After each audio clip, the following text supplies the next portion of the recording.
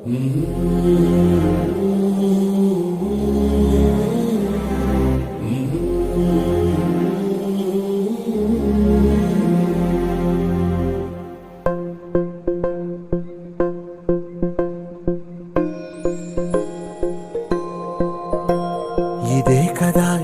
కదా నీ కథ ముగింపులేనిదై సదా సాగదా. ఇదే కదా నీ కథ ముగింపులేనిదై సదా సాగదా.